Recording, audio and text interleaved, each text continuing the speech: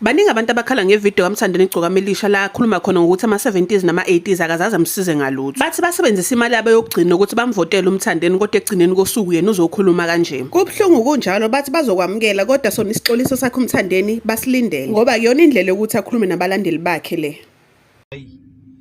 Nami ngiyakhala ngempela ngiyamazi-ke mina uMthandeni ukuthi vele uyabhamba kodwa lokhu bengingakulindele. Uyabona lokho akukhulumile hayi bengakulindele ngempela mfethu.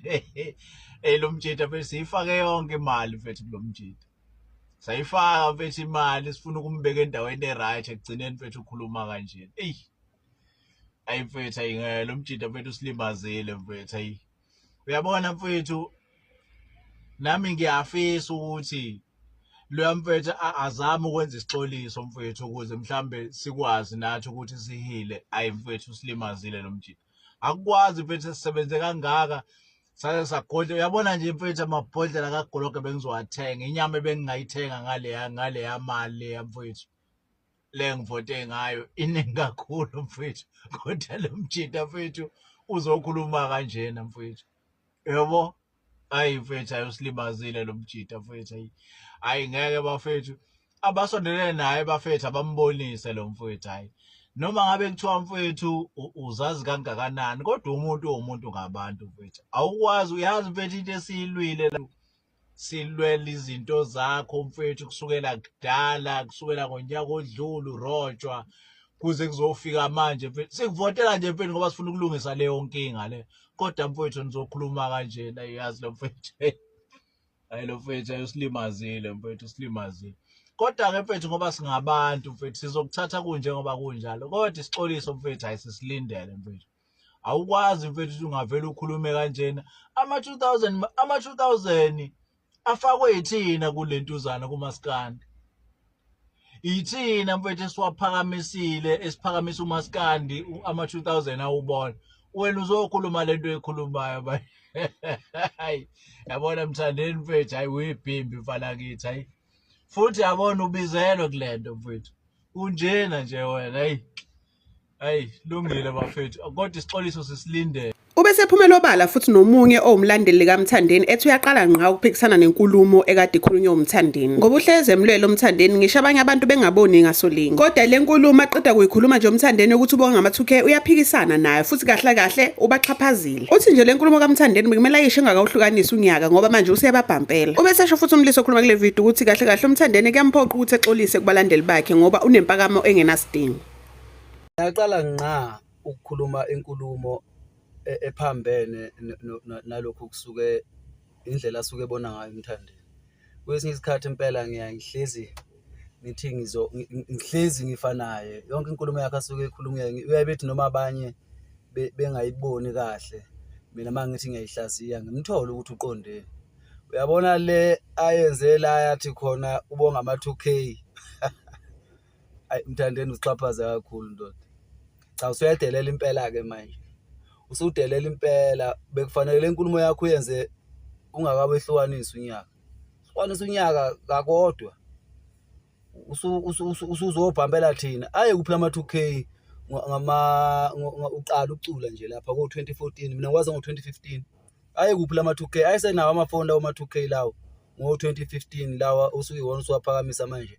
Sekungazuthi wona kubeka lapho khona ama-2K akufica uvele wesekwa akufica uvele unabalandeli manje yini sengazuthi manje wena yiwona ama-2K akutakulile. Uyazi ukuthi eMthandeni kuye kube buhlungu kanjani uma ngabe kukhona umuntu okhuluma kabi ngegama lakho kimi futhi akumelanga ngithi sibaningi ngeke ngibone nabanye indlela abaphendula ngayo ukuthi nabi yabenyanyisa lento njengami mina ngiyi-70s 1979 nyaka engazalwa ngawo. Usikhipha ngaphandle ama-70s uyawakhahlela ama-80s uyawakhahlela sengazuthi manje yonke lento iyenziwe ama-late 90s lapha bama-90s lapha yangasekupheleni nama-2000 thina abanye cha asisabala cha mfethu ngeke baba ngeke lento lena ukube awuyena lo muntu oyena bekuzofuneka ukuthi lento uyixolisa ngoba ulazi kahle kamhlophe iqiniso ukuthi 2015 nama-2000 ukhuluma ngabe bengenawo ngisho amafoni.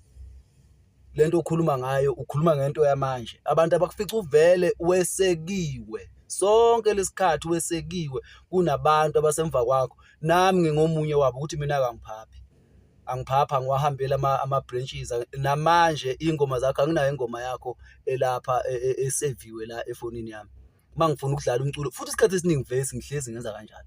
Mangidlala umculo ngena ku-YouTube ngena ku-Spotify ngidlala khona umculo wakho ngoba angisenaso isikhathi sokuhamba ngiyothenga i-CD nalawa asadayisa ama-CD. Kodwa bakhona abanye abangakutshela ukuthi lapha eDenver mina bethi i-CD yakho mayiphumile even sekukhona ama-USB kodwa bendlala ngazi ukuthi ngizoyithenga i-CD ngihambe ngiyothenga i-CD lapha yana ezansi lapha yana eDenver lapha ekhontenini emhlophe yayazi leyo khonteni ngiyothenga i-CD lapha ya ngihambe ngiyoyiphusisi lapha ekhaya kunosisi udadewethu lapha ekhaya ngithoka 1960 ke yena okuthanda ngalendlela eyisimanga ngihambe ngifike ngiphe yona lo CD ngifike la ivaliwe.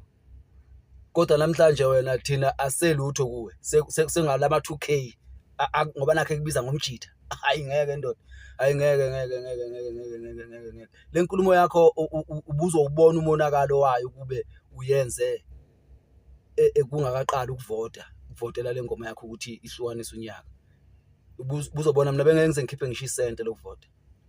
Mina ngivote ngaze nganikeza abanye imali ngifaka airtime komunye ukuthi ngoba babhizi ngoba bangathi banika isikhathi esanele ukuthi beyenze lento ukuthi abayenze lento abavote.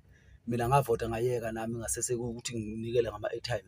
Namhlanje asiselutho akaphela isikhathi esingakanani asiselutho ukwazi ukukhuluma kanje ebantwini abakusekile sonke lesikhathi ukuba wena lo muntu oyena bezofuna ukuthi wenze ivideo uxolise ngoba ngempela ubhedile ukubheda lokho kwenzile phela ngakufanele ukuthi sikuseke ngisho ubheda ubhedile uyasixhaphaza futhi ngaphezulu kwakho konke lokho uyasixhaphaza kodwa ke egcineni vele umculo wakho uyazi ukuthi umculo wakho siyawuthanda vele mangabe sisuke si-supporta emculweni wakho suke senze ukuthi ungapheli amandla ekutheni usinikeze lo mculo lo esiwuthandayo.